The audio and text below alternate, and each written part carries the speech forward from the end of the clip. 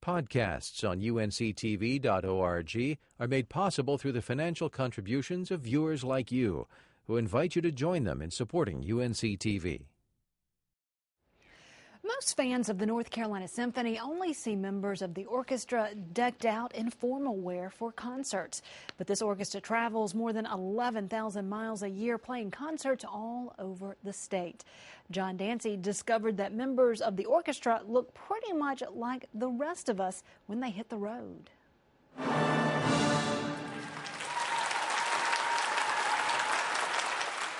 It's 11:30 in the morning, and the North Carolina Symphony Orchestra is just finishing its first concert of the day.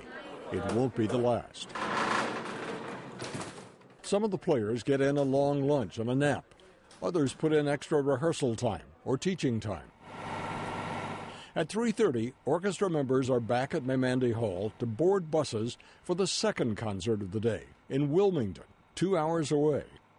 Some come halfway dressed for the evening's concert. Tuxedo jacket and trousers, white shirt. Others don't. The orchestra calls these statewide concerts runouts. Instead of playing in Raleigh, the orchestra runs out to Wilmington, New Bern, Southern Pines, and other cities across the states. This year, the orchestra will travel to 42 concerts outside the Research Triangle, in addition to free education concerts for school children around the state. A total of more than 11,000 miles of travel, all inside North Carolina. The players have different stratagems for dealing with the bus rides.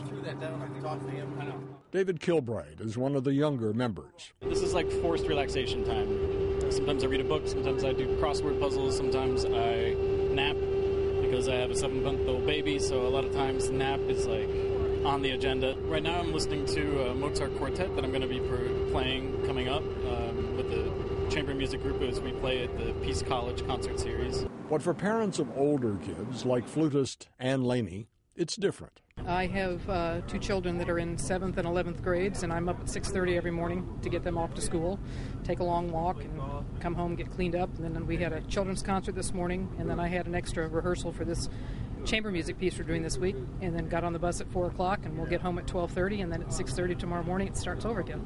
Other players brush it off. You know, we do a run out and then we come home, and we do a run out and we come home. So it's actually a nice lifestyle, I find, as opposed to some orchestras which are gone for 3 weeks. Honestly, a lot of times I think we get on the bus, a lot of us don't even know where we're going. We just know we're supposed to be at the bus at 4 o'clock.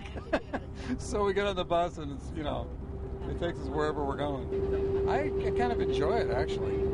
I don't really view it as all that much of a hardship. We want to play, we want to perform, so, you know, this is all part of it. The North Carolina Symphony prides itself on being a statewide orchestra, regularly offering art to people from Asheville to Wilmington.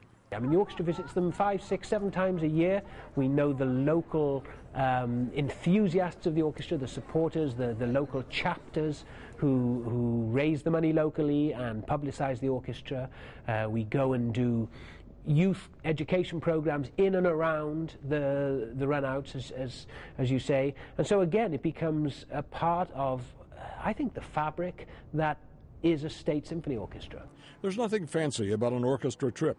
It's blue-collar travel. At 6:15, the orchestra buses stop at a shopping center on the outskirts of Wilmington, a shopping center that has a variety of restaurants. The players are on their own for dinner. 7:15. Most halls where the orchestra plays don't have large enough dressing rooms to accommodate the whole group, so some members change into tuxedos in restaurant bathrooms. It's 7:30 at night, and the orchestra is now at Keenan Auditorium in Wilmington, North Carolina. They've been going since 10 o'clock this morning. Still ahead, a 2-hour concert that requires intense concentration, and after that, a 2-hour bus ride back to Raleigh. The orchestra plays Wilmington a half dozen times or so every year. I think it makes an enormous difference to this community to have something as special as the North Carolina Symphony. They have improved over the years that we have come. We look forward to it every year. We donate to the symphony. We would be lost without it.